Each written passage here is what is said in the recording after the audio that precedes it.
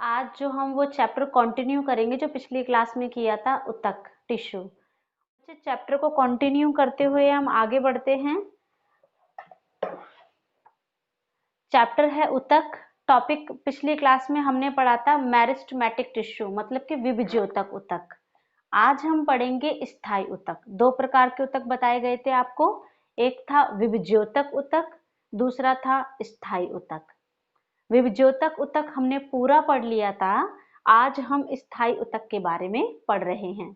स्थायी ऊतक तीन प्रकार के होते हैं। पहला है एपिडर्मिस, दूसरा सरल स्थायी ऊतक और तीसरा जटिल स्थायी ऊतक। एपिडर्मिस, सरल स्थायी ऊतक, जटिल स्थायी ऊतक। एपिडर्मिस क्या होता है? बहुत ही सिंपल है बच्चे, आप अपने सहायक सामग्री का इस्तेमाल करें। इसमें बहुत अच्छे नोट्स बने हुए हैं, मैं इसको ही फॉलो कर रही हूँ और इनको पढ़ा करिए आप, इसी में से पढ़ा रही हूँ मैं। तो सरल स्थायी ऊतक क्या एपिडर्मिस क्या होता है? पौधे जैसे हमारी जो स्किन है, ये एपिथेलियम है, बाहर की जो परत है, ऐसे पौधे भी कवर होते हैं। जो बाहरी परत होती है पत्तियों पर, तनों में, जड़ों में, जो पौधे के हर एक भाग में जिससे वो ढका हुआ रहता है, ऊपरी परत होती है, पतली होती है, वो परत कहलाती है एपिडर्मिस। एपिडर्मिस पौधे के सभी भाग में पाई जाती है और ये जो ढकाव होता है वो बना किसका होता है? क्यूटिकल। एपिडर्मिस के ऊपर जो परत होती है पतली सी, वो क्या होती है? क्यूटिकल। क्यूटिकल मोम जैसी होती है, सॉफ्ट और चिकनी सी होती है, स्मूथ क्यूटिकल होती है। क्यूटिकल का काम क्या होता है?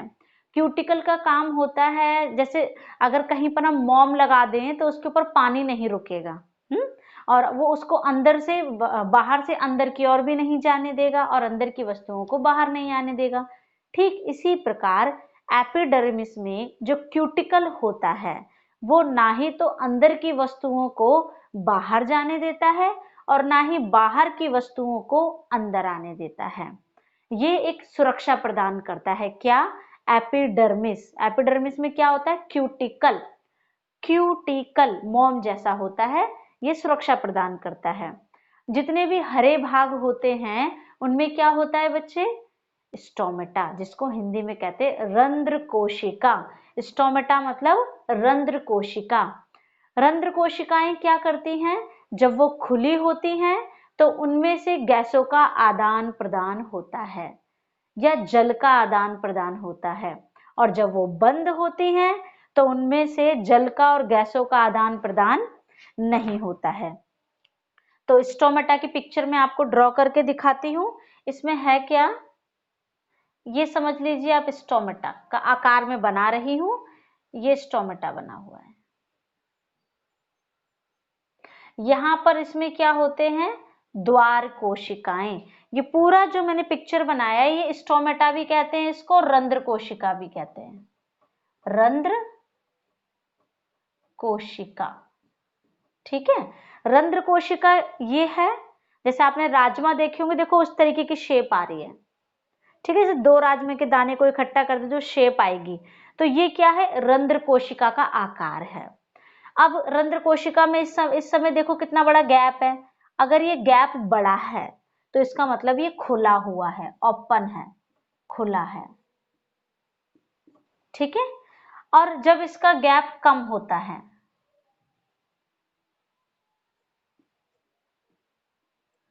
तो इस समय इसका गैप क्या है? बहुत कम है, तो ये इस समय क्या है? बंद है। ये रंध्र कोशिका इस समय बंद है। अब रंध्र कोशिका जब खुली होती है तो इसमें से गैसों का आदान प्रदान होता है। ये ज्यादातर पौधों के पत्तियों में पाए जाते हैं या हरित भाग में पाए जाते हैं। और जब ये बंद होते हैं तो ना तो जल का निष्कासन होता है, बाहर निकलता है, और ना ही गैसों का कोई आदान प्रदान होता है। जब ये बंद होते हैं, जब खुले होते हैं तो आदान प्रदान होता है। इन्हें कब खुलना है, कब बंद होना है, इस बात का नियंत्रण द्वार कोशिकाएं करती हैं। ये क्या है? द्वार कोशिका। छोटे छोटे सर्कल देख रहे हैं आप, ये है द्वार कोशिका। द्वार कोशिका इस बात का नियंत्रण करती है कि कब रंध्र कोशिका को खुलना है और कब बंद होना है। जब कभी बहुत ज्यादा गमले में पानी पड़ जाता है तो ये द्वार कोशिकाएं खुल जाती है और इनसे पानी भाप बनकर बाहर जाता है, जिसको कहते हैं वाष्पो उत्सर्जन। मतलब पानी वाष्प बनकर बाहर निकल रहा है, जो अत्यधिक एक्स्ट्रा पानी हो गया, जल हो गया है, तो ये खुलता है और वहां से निकलता है, या फिर गैसों का आदान प्रदान करना होता है। अच्छा, इसके ऊपर जो क्यूटिकल की परत होती है, मैं कह रही थी ना क्यूटिकल, क्यूटिकल किस प्रकार सुरक्षा करता है? जब कभी तेज धूप पड़ती है तो उस समय पर सारा पानी भाप बन के ना निकल जाए, इस बात का क्यूटिकल मोम जैसी परत होती है, ये बहुत सुरक्षा प्रदान करती है। नहीं तो क्या होगा, क्यूटिकल नहीं होगा तो पौधा झुलस जाएगा धूप से, गर्मी से, वो खराब हो जाएगा, मृत भी हो सकता है। उसके बाद है कॉर्क। कॉर्क क्या होता है, देखा हो ना आपने, पेड़ जब बड़े हो जाते हैं, बहुत वृद्धि हो जाती है, उनके चारों तरफ मोटी मोटी छाल आ जाती है। नीम के पेड़ पर छाल का देखो हम कई जगह उपयोग भी करते हैं। तो जब तना मोटा हो जाता है, वृद्ध हो जाता है, पूरी तरीके से बढ़ चुका होता है, उस पर जो मोटी छाल आती है वो क्या करती है, ना ही तो गैसों का आदान प्रदान करती है, और ये मृत कोशिकाएं होती हैं, और वहां पर कॉर्क एक तरीके से सुरक्षा प्रदान करती है, क्योंकि मोटा तना हो जाता है तो हवा वगैरह जो आती है उसको सहन कर पाता है, इससे पौधा टूटने से बच जाता है। तो इस तरीके से एपिडर्मिस में क्या क्या पड़ा? एपिडर्मिस पौधे के सभी भागों में होता है, क्यूटिकल मोम जैसा होता है, स्ट्रोमेटा मतलब रंध्र कोशिकाएं, और कॉर्क के बारे में पढ़ा आपने। ये था एपिडर्मिस। स्क्रीनशॉट लेना चाहें तो आप ले लें, इसके बाद सरल स्थायु तक पढ़ाएंगे आपको।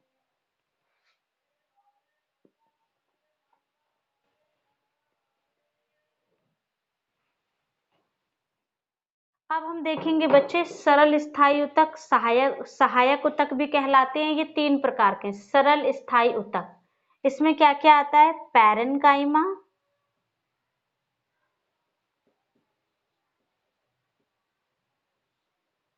और कॉलेनकाइमा,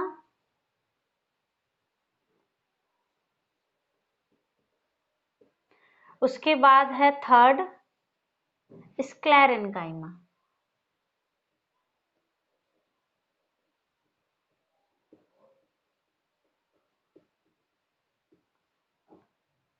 ये 3 प्रकार हैं सरल स्थायी या सहायक स्थायी ऊतक में, पैरेनकाइमा, कॉलेनकाइमा, स्क्लेरेनकाइमा। एक एक करके पढ़ेंगे। पहले पैरेनकाइमा के बारे में पढ़ते हैं। बच्चे, पैरेनकाइमा में क्या है? पैरेनकाइमा जो होते हैं, ये हम क्या पढ़ रहे हैं? स्थायी ऊतक पढ़ रहे हैं। स्थायी ऊतक में पहले हमने एपिडर्मिस पढ़ा, स्थायी ऊतक का दूसरा भाग हम पढ़ रहे हैं सरल स्थायी ऊतक, और स्थायी ऊतक में ही तीसरा पार्ट हम पढ़ेंगे, वो है जटिल स्थायी ऊतक। तो एपिडर्मिस तो हमने पढ़ लिया, अब तीसरा है सरल स्थायी ऊतक। सरल स्थायी ऊतक के 3 प्रकार हैं, पैरेनकाइमा, कॉलेनकाइमा, स्क्लेरेनकाइमा। एक बार और बोलकर बताती हूँ ताकि आप ठीक से समझ पाए। Parenchyma, collenchyma, sclerenchyma. अब एक एक के बारे में पढ़ेंगे। बहुत सिंपल है, कुछ भी टफ नहीं है, थोड़ी सी बातों को याद रखना है। ये सब पौधों के बारे में पढ़ रहे हैं, ये भी ध्यान रखें। पैरेनकाइमा क्या होता है बच्चे? पैरेनकाइमा जीवित कोशिका के बने होते हैं। ये कोशिकाएं ही हैं जो पौधे में पाई जाती है। पहला पॉइंट आप याद रखेंगे, जीवित कोशिकाओं की बनी होती है। इनका आकार गोल होता है, या अंडाकार होता है, या लंबी भी हो सकती है। गोल, अंडाकार या लंबी हो सकती हैं। इनकी जो भित्ति होती है वो कैसी होती है? पतली होती है। तो आपको मैं पिक्चर में दिखा रही हूँ, बुक में बना हुआ है पैरेनकाइमा। पैरेनकाइमा का ये पिक्चर है, ये पैरेनकाइमा, ये कॉलेनकाइमा, और ये पैरेनकाइमा के भी 3 प्रकार आप पढ़ेंगे, पैरेनकाइमा, क्लोरेनकाइमा और एरेनकाइमा। ये इनकी जो परत होती है पतली होती है, इनका आकार गोल अंडाकार होता है, और ये जीवित कोशिकाओं की बनी होती हैं।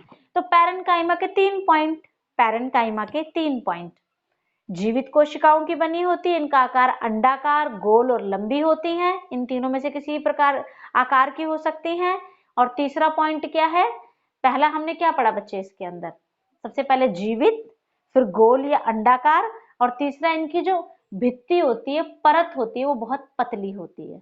पतली भित्ति, गोल अंडाकार लंबा आकार हो सकता है, और ये क्या होती है? जीवित कोशिकाएं होती हैं। लगभग इनका आकार समान होता है।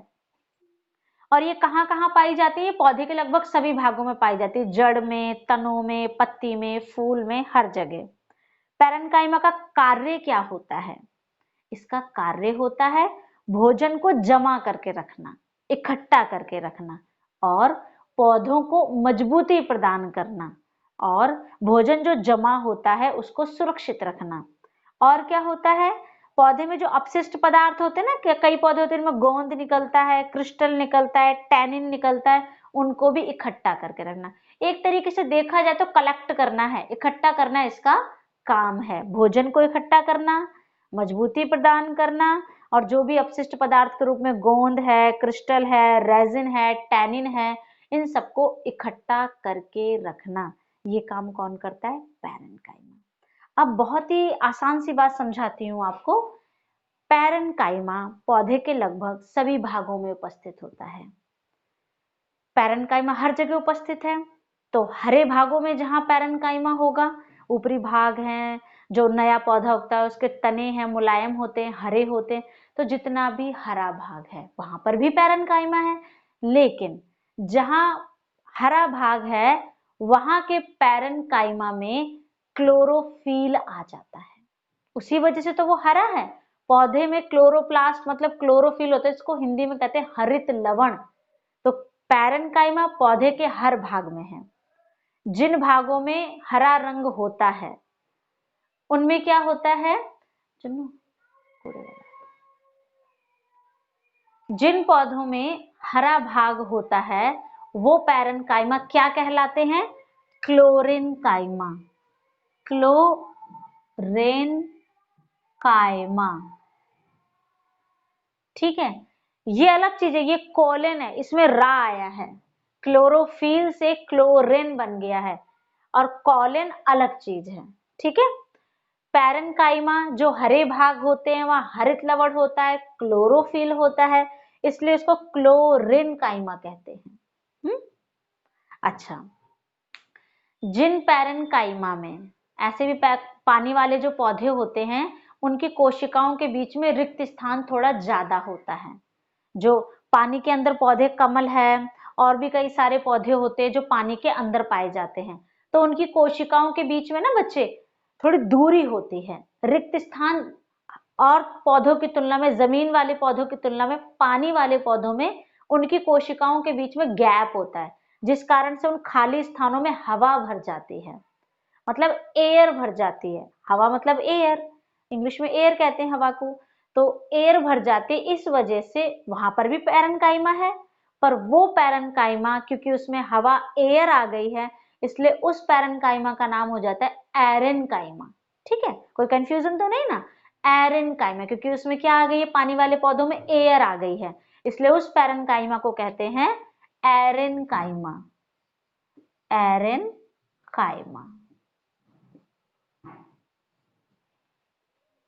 तो ये तो था हमारा पैरेन्काइमा के बारे में। हमने क्लोरेन्काइमा पढ़ा, एरेन्काइमा पढ़ा।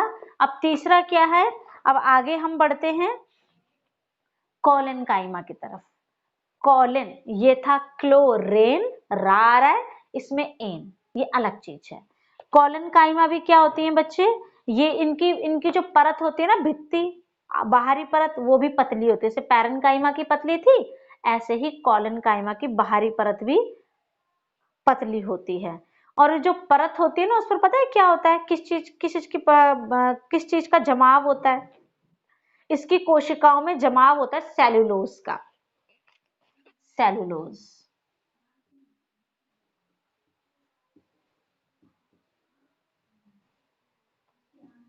सेल्यूलोज, सेल्यूलोज का क्या होता है? उसमें जमाव होता है, और इनके बीच में कोई रिक्त स्थान नहीं होता। उनमें क्या था? कुछ पैरेन्काइमा ऐसे थे जिनके बीच में गैप था, लेकिन इसके बीच में कोई गैप नहीं होता। इनका कार्य क्या होता है?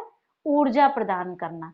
पैरेन्काइमा में क्या था? ऊर्जा इकट्ठी होती है, और कॉलेन्काइमा में क्या है? जो इकट्ठी ऊर्जा है उससे ताकत देना। और क्या करता है? ये स्टार्च का निर्माण करता है, भोजन बनाने का कार्य भी करता है। ये पिक्चर आप देख रहे हैं कॉलेन्काइमा की, ये कॉलेन्काइमा है। कॉलेन्काइमा। अब आगे हम पढ़ेंगे स्क्लेरेन्काइमा। स्क्लेरेन्काइमा ये रहा। स्क्लेरेन्काइमा दो प्रकार के होते हैं, फाइबर और स्क्लेरिड्स। स्क्लेरेन्काइमा के दो प्रकार होते हैं, एक होता है फाइबर और दूसरा होता है स्क्लेरिड्स। ठीक है, फाइबर और स्क्लेरिड्स। आप इसको इंग्लिश में लिख सकते हैं, आपके कोई मार्क्स नहीं कटेंगे। इसको कहते हैं फाइबर और स्क्लेरिड्स। ये इसकी जो कोशिकाएं होती है थोड़ी लंबी लंबी होती है और इनकी स्क्लेरेन्काइमा की कोशिका के बीच में बिल्कुल भी गैप नहीं होता, बहुत ही पास पास होती हैं। इनमें जरा भी जो कहते हैं ना अंतः, जो अंदर की तरफ से गैप हो, रिक्त स्थान हो, वो नहीं होता। किसमें बच्चे? स्क्लेरेन्काइमा में। स्क्लेरेन्काइमा में कोई गैप नहीं होता और ये मरी हुई कोशिकाओं की होती है, मृत कोशिकाएं होती हैं। स्क्लेरेन्काइमा में मृत कोशिकाएं होती हैं। इसका बहुत सिंपल एग्जांपल मैं आपको बताती हूँ। आपने नारियल देखा होगा, अभी नवरात्रे चल रहे हैं, सबने नारियल रखा भी होगा। उसको जब छीलते हैं तो जो रेशे जैसे निकलते हैं ना छीलने पर, वो जो ठोसपना है वो स्क्लेरेन्काइमा ही है। क्योंकि वो कोशिकाएं क्या होगी, पहले तो वो हरा था नारियल, फिर वो ठोस होते चले गए, जितना बढ़ता गया पुराना होता गया तो वो मृत हो गई कोशिकाएं, जीवित नहीं रही। फिर वो ठोस हो जाते हैं, उनके बीच में रिक्त स्थान तो होता नहीं है, तो वो ठोस हो जाती है, तो वो बन जाती है स्क्लेरेन्काइमा। वही बाद में पैरेन्काइमा क्या बन जाता है? स्क्लेरेन्काइमा, जब वो मृत हो जाते हैं, क्योंकि बढ़ना बंद हो जाता है। तो नारियल की छाल होती है वो बहुत ठोस हो जाती है, जिसको हम छीलते हैं, वो स्क्लेरेन्काइमा में है, स्क्लेरेन्काइमा ही है। और उसमें पदार्थ उपस्थित होता है जिसको कहते हैं लिग्निन, लिग्निन कहते हैं, जिसकी वजह से वो ठोस होता है। तो बच्चे आज हमने इतना पढ़ लिया है।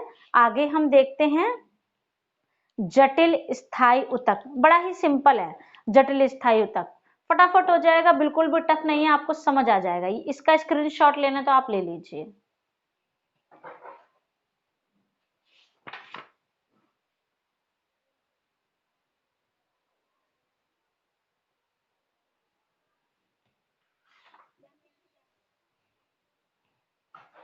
चलिए अब आगे पढ़ते हैं जटिल स्थायी ऊतक।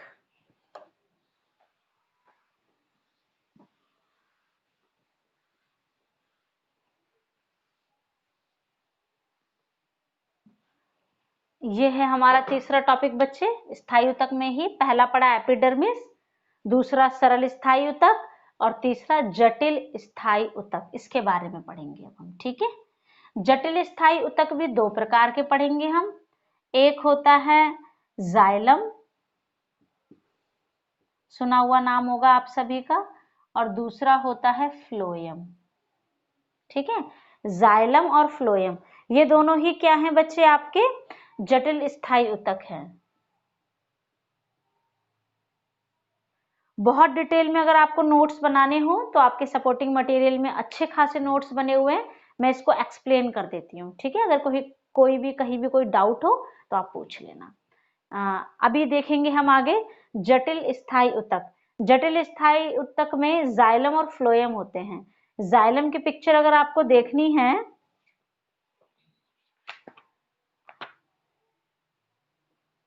यहां पर देखिए, ये फ्लोएम बना हुआ, ये जाइलम है, पिक्चर में आप बुक में देख भी सकते हैं खोलकर, और ये क्या बने हुए? फ्लोएम बने हुए। तो जाइलम और फ्लोएम बुक में देखना, बुक में भी बने हुए हैं, एनसीईआरटी की बुक में, मैं आपको पिक्चर सेंड भी कर दूंगी। जाइलम और फ्लोएम, जाइलम ये दोनों ही चीजें पौधों में उपस्थित है, क्योंकि हम पौधों के बारे में ही पढ़ रहे हैं। तो मान लीजिए ये पौधा है, ये जड़ है इसकी, ये मिट्टी के अंदर वाला भाग जड़,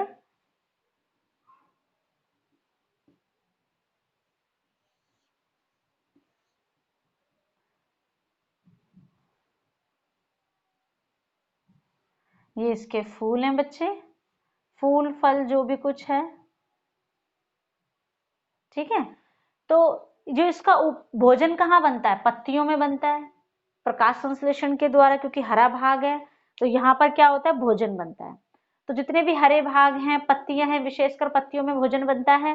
तो भोजन को एक स्थान से, क्योंकि भोजन केवल पत्तियों में बन रहा है, जहां जहां पौधे में जितनी भी पत्तियां हैं, अब पौधे से तने में आना, जड़ में आना, टहनियों में जाना, तो हर एक भाग में भोजन पहुंचेगा पत्तियों से। कैसे पहुंचेगा? उसको ले जाने का काम करता है फ्लोएम। फ्लोएम भोजन का संवहन करता है। भोजन खाद्य पदार्थ का संवहन करता है। स्टार्च के रूप में भोजन उपस्थित होता है, जमा रहता है, और जमा करने का काम पैरेन्काइमा करता है। आपने पढ़ा अभी। फ्लोएम क्या है? भोजन को एक स्थान से दूसरे स्थान में पहुंचाता है, ये काम करता है फ्लोएम। फ्लोएम क्या करता है बच्चे? हर दिशा में जाता है, ऊपर नीचे दाएं बाएं, ये काम कौन करता है? फ्लोएम। फ्लोएम हर दिशा में, दोनों दिशा में ऊपर नीचे चलता है, और फ्लोएम भोजन का संवहन करता है। उसके बाद है जाइलम। जड़ों से पानी और मिट्टी के तत्व, मिट्टी में तत्व होते हैं ना, आवश्यक तत्व जिससे कि पौधा वृद्धि करता है, उसके लिए आवश्यक है। तो जड़ों से, क्योंकि पानी तो हमेशा नीचे से जाता है, ऊपर से तो जा नहीं सकता, तो जड़ों से जो पानी ऊपर की ओर जाता है, वो जल का जो संवहन है, या मिट्टी के जो तत्व हैं, जल में जो तत्व हैं, उसका संवहन जाइलम करता है। भोजन का संवहन पत्तियों से पौधे के हर एक भाग में ले जाने का काम फ्लोएम करता है, और जाइलम नीचे से ऊपर की ओर, ये केवल एक ही दिशा में चलता है। फ्लोएम दोनों दिशा में चलता है, लेकिन जाइलम नीचे से ऊपर की ओर एक दिशा में काम करता है, और ये जल और तत्वों का संवहन करता है। तो ये क्या कर रहा है? जल को ऊपर की ओर हर एक भाग में ले जाता है। तो इस तरीके से आज हमने थोड़ा सा रिकैपिचुलेट कर लेते हैं, हमने क्या क्या पढ़ा। आज हमने पिछली क्लास में हमने पढ़ा था विभिज्योतक ऊतक, जिसको कि मेरिस्टेमेटिक टिश्यू कहते हैं। आज हमने पढ़ा स्थायी ऊतक, उसमें 3 प्रकार के स्थायी ऊतक पढ़े हमने। एक एपिडर्मिस, दूसरा सरल स्थायी ऊतक, तीसरा जटिल स्थायी ऊतक। एपिडर्मिस में हमने पढ़ा ये पूरी परत होती है पौधे की, ये हर एक भाग में पाई जाती है, क्यूटिकल की बनी होती है, सुरक्षा प्रदान करती है। रंध्र कोशिका के बारे में पढ़ा, और जब पौधा बढ़ जाता है, वृद्ध हो जाता है, तने पर मोटी छाल आती है, उसको कॉर्क कहते हैं। उसके बाद हमने पढ़ा सरल स्थायी ऊतक। सरल स्थायी ऊतक क्या करता है? सरल स्थायी ऊतक का बहुत काम होता है, भोजन को जमा करना, भोजन को पहुंचाना, ये सारे काम कहलाते हैं। भोजन को सुरक्षा प्रदान करना। सरल स्थायी ऊतक में हमने कुछ प्रकार पढ़े 3, पैरेन्काइमा, कॉलेन्काइमा, स्क्लेरेन्काइमा। पैरेन्काइमा के अंदर हमने क्लोरेन्काइमा, एरेन्काइमा प्रदान करता है, भोजन बनाने में सहायक होता है कौन? कॉलेन्काइमा सरल स्थायी ऊतक में। फिर स्क्लेरेन्काइमा, स्क्लेरेन्काइमा मृत कोशिकाओं का बना हुआ होता है, ठीक है। और ये क्या करता है? मृत कोशिकाएं होती हैं, जितना भी इसके बीच में कोई रिक्त स्थान नहीं होता कोशिकाओं में, जैसे नारियल की छाल का उदाहरण दिया मैंने आपको। फिर है जटिल स्थायी ऊतक, जिसमें जाइलम फ्लोएम पड़ा। फ्लोएम दोनों दिशा में काम करता है, भोजन को पत्तियों से हर एक भाग में पहुंचाता है। जाइलम नीचे से ऊपर की ओर एक दिशा में जल और तत्वों का संवहन करता है। तो आज का ये हमारा टॉपिक था।